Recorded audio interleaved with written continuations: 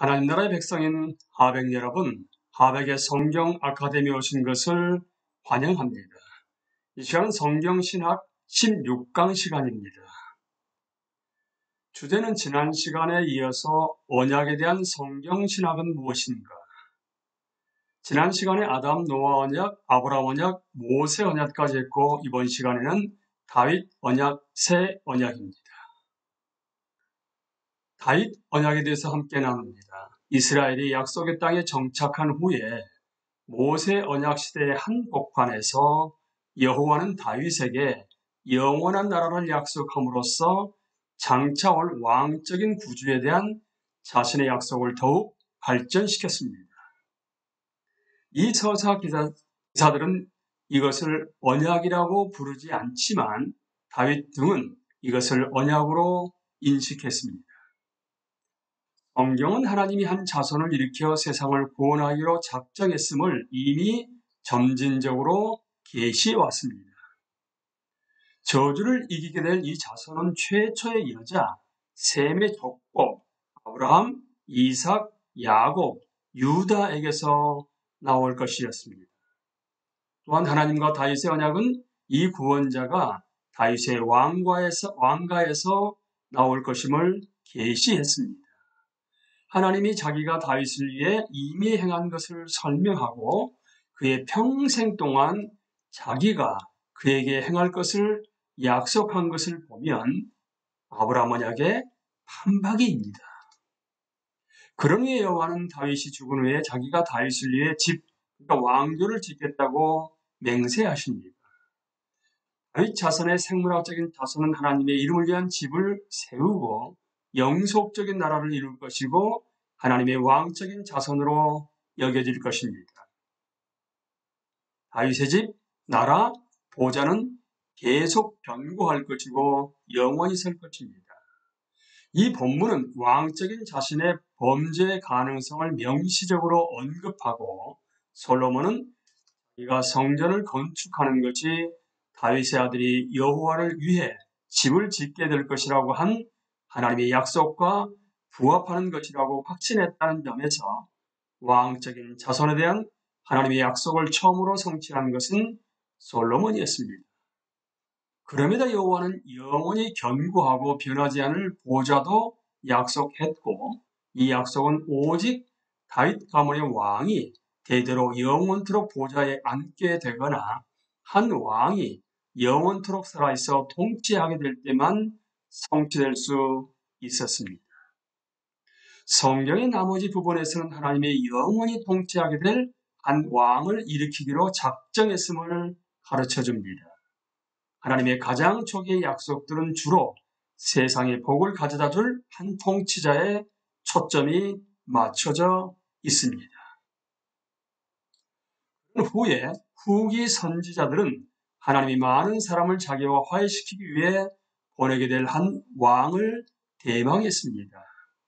제왕 시편도 다윗 가문의 왕적인 구원자가 될 여호와가 낳은 아들이 올 것이라고 말합니다. 이 구원자는 여호와의 영원한 복을 받을 것이고 다윗 언약에 의한 약속을 성취할 것이며 나라들과 멜기세덱의 제사장직의 상속자가 될 것입니다. 베드로는 그리스도는 하나님이 다윗의 보좌에 앉히기로 약속한 자손이라고 말합니다. 히브리서 저자는 예수님이 나는 그에게 아버지가 되고 그는 내게 아들이 되리라는 약속을 성취했다고 말합니다. 신약 성경의 나머지 부분에서는 이미 아직의 성격을 지닌 예수님의 종말의 통치는 다윗의 나라와 관련된 모든 소망의 실현이라는 것을 강조합니다. 이제 새 언약으로 넘어갑니다. 그리스도 안에서 하나님과 그의 교회가 맺은 새 언약은 하나님이 성경에서 인간과 관계를 맺고 이전에 온갖 방식으로 인간에게 주신 소망들의 실현입니다. 구약 성경은 새 언약을 약속하고 신약 성경은 그 약속을 찬란하고 생생하게 성취합니다. 새 언약과 관련된 구약 성경의 용어에 대해서 나눕니다. 어떤 관점에서 보면 종말의 여호와가 그리스도 안에서 화해를 이룬 많은 민족으로 구성된 자기 백성과 맺게 될 관계 속에는 여호와가 족장들에게 준 언약에 대한 최초의 약속들, 즉 너와 영원한 언약을 세우리라를 재확인하는 것이 포함되어 있습니다. 하지만 그리스도가 중재한 것은 일시적인 모세 언약이나 그 시대 하나님이 자기 백성을 향해 지녔던 진노와 대비되는 새롭게 계시된 새로운 언약입니다. 새 언약을 맺으리란 말씀입니다. 구약 성경에서는 예레미야 31장 31절에서만 언약이라는 말의 형용사인 새로운이라는 수식어가 붙어 있고요. 이것은 종말에 하나님이 예수님의 부활을 통해 새롭게 시작될 인류와 맺게 될 관계를 가리킵니다. 이 언약이 지닌 새로움은 옛 모세 언약과 대비가 됩니다. 이 언약은 내가 그들의 조상들의 손을 잡고 애굽 땅에서 인도하여 내던 날에 맺은 것과 같지 아니할 것은 내가 그들의 남편이 되었어도 그들의 내 언약을 깨뜨렸습니다.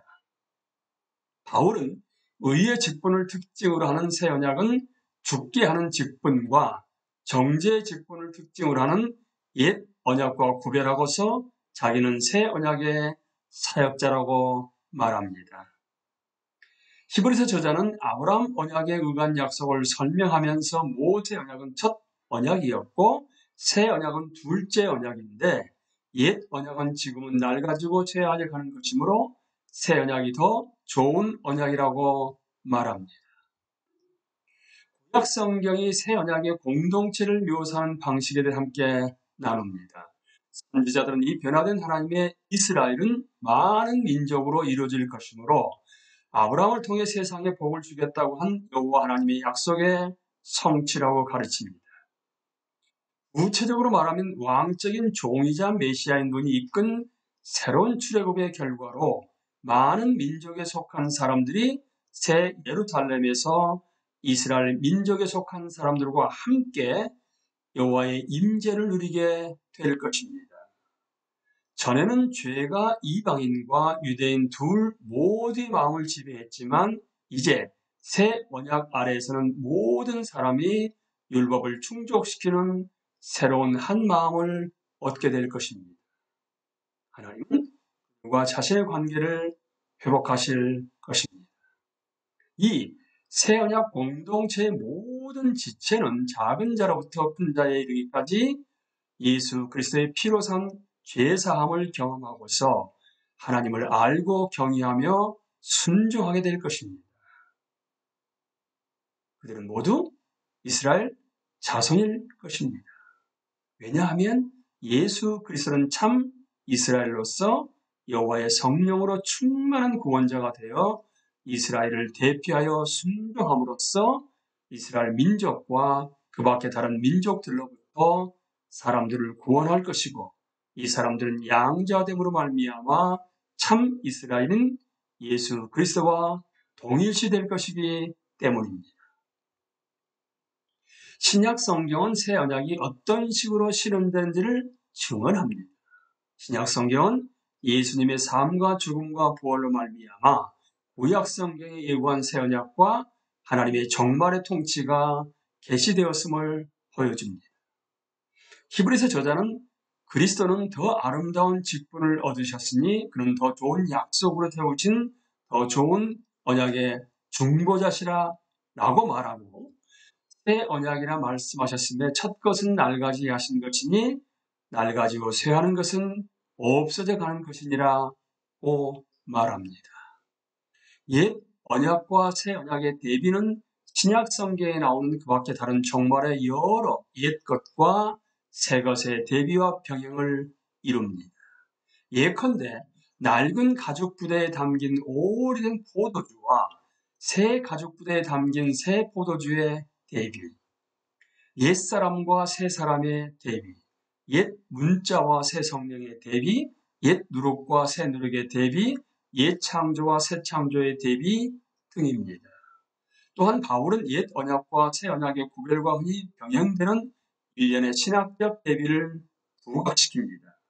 율법과 믿음의 대비, 첫째 아담과 마지막 아담의 대비, 죄와 의의 대비, 육신과 성령, 문자와 성령의 대비, 종노릇과 자유 등입니다. 이 모든 것은 서로 다른 두 시대를 부각시키고 예수님의 인격과 사역이 구원사에서 결정적인 전환점을 우리에게 보여줍니다. 그리스도 안에서 하나님은 자신이 약속한 것을 성취하고 그리스도는 구약성경에 대망한 것을 실현하십니다. 예수님은 모세보다도 나은 언약 중보자이십니다.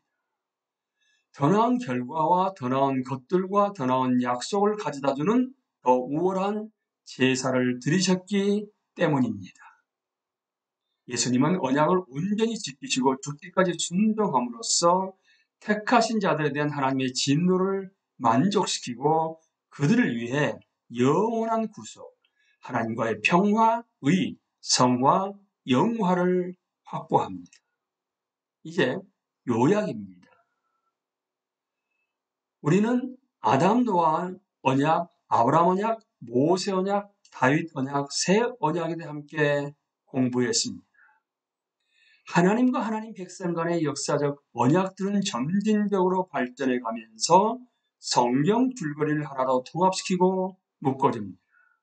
그런데 우리 예수님은 각각의 모든 언약을 성취하셨습니다.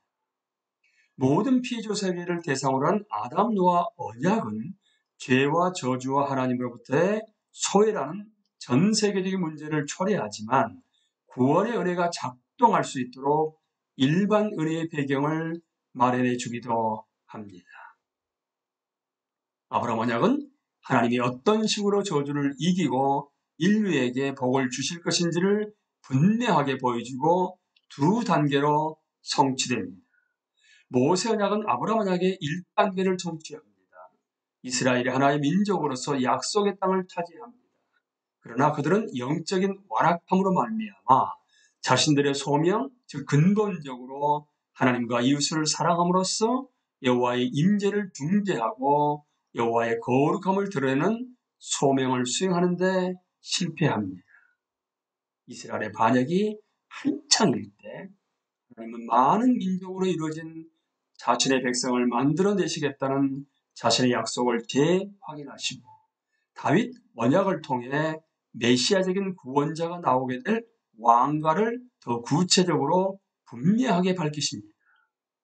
새 언약은 다윗이 자손 그리스도 예수의 삶과 죽음과 부활을 통해 유대인이든 이방인이든 모든 민족 가운데서 믿음으로 말미암아 그에게 순종하는 모든 사람을 위한 복을 확보함으로써 아브라함 언약의 2단계를 성취합니다. 이렇게 아브라함은 예수님으로 말미암아 많은 민족의 아버지가 되고 하나님은 마지막 아담인 예수 그리스도의 온전한 순종으로 말미암아 첫사람 아담으로 인해 생겨난 세계적인 저주를 극복합니다. 하나님 나라의 백성인 하백 여러분, 우리가 구약과 신약, 그러니까 옛 언약과 새 언약, 특별히 옛 언약에 4가지가 있었죠. 아담, 노아 언약, 그 다음에 여러분 아브라함 언약이죠. 모세 언약이죠. 다윗 언약이죠. 그리고 새 언약입니다. 이 5가지를 예수 그리스도께서 온전히 성취하셨습니다. 특별히 또한 거기 언약 가운데서도 지금 우리가 맨 마지막 요약에서 보시는 것처럼 아브라함 언약은 예수님으로 말미암아 아브라함 언약이 성취되어서 아브라함이 많은 민족의 아버지가 되고 또한 하나님은 마지막 아담인 예수 그리스도의 온전한 순종으로 말미암아 창세기에 나오는 첫사람 아담으로 인해 생겨난 세계적인 온 우주적인 저주를 극복하십니다. 우리가 예수 그리스도의 제자로서 여러분이나 저나 언약에 점진적으로 어떻게 그들이 전개되어서 예수 그리스도 안에서 결정을 이루고 성취되는가를 아셨다게 되면 이제는 성경을 읽고 해석하는 데 있어서도 나름대로의 관점을 확보하셨을 걸로 보여집니다. 여러분이나 저나 이제 언약 백성으로서 예수 그리스도의 제자로서 언약 백성답게 하나님을 영원하게 할 수 있는 여러분과 제가 될 수 있게 되기를 예수님의 이름으로 기도합니다. 감사합니다.